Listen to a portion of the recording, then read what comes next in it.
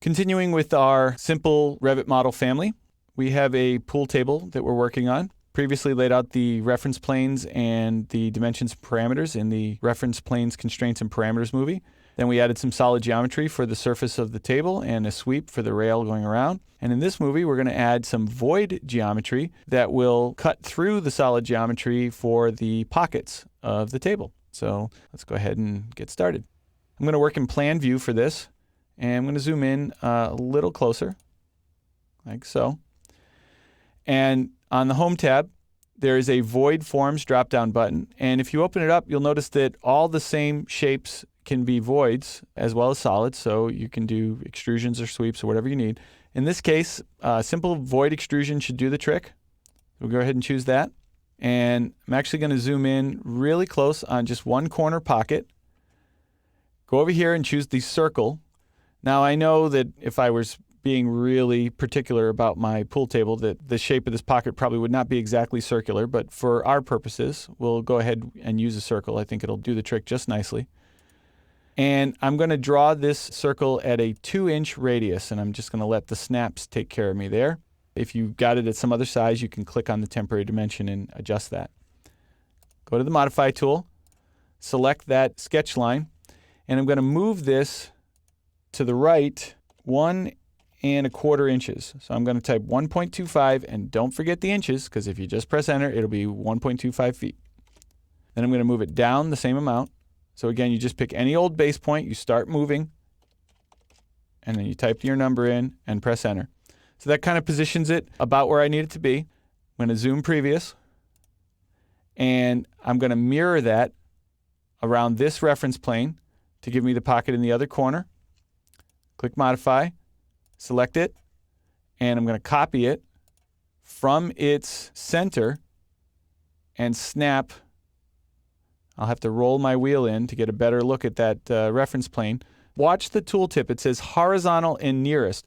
If I don't go horizontal, it'll actually shift it down, and I want to keep it in the same plane horizontally, but just snap it to that reference plane.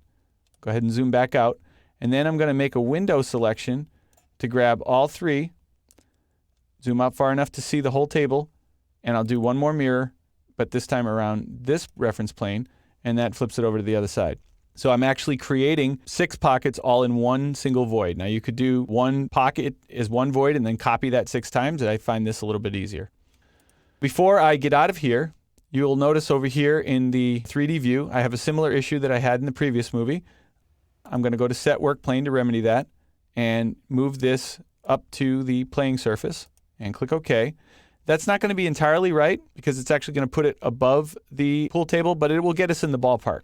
And then we'll fine tune and adjust it in a moment. So I'm going to go ahead and click Finish. And you will see the void forms appear in all views.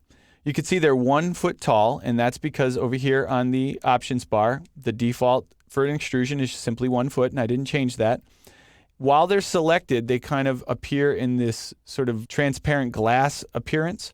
If you were to deselect them, they disappear, and you get just the result of the void. And if I were to orbit my 3D view at the current moment, you can see that we're only cutting through the solid sweep because I told them to start at the playing surface and then the extrusion went up from there. Anytime you want, you can move your mouse around the general vicinity where you expect the void to be, and you'll see it start to appear. This is similar to what we did when we were trying to select room objects when we were looking at rooms in those movies. You just kind of get in the habit of knowing where to kind of move your mouse to get it to pre-highlight and then click, and then it will appear again in that sort of glass-like appearance. So what I'm going to do is actually click over here in the front view. I'll zoom in just a touch, and I'm going to use this shape handle and just drag it down until it snaps to the bottom of the table. Now I could drag the top down as well to snap to the top of the table, but it's actually fine the way it is. I'm going to go ahead and deselect, come back over here to 3D, and now you can see that the void cuts all the way through. And again, it's a fairly rudimentary pocket design, but it gets the point across. It'll certainly be recognizable as a pool table.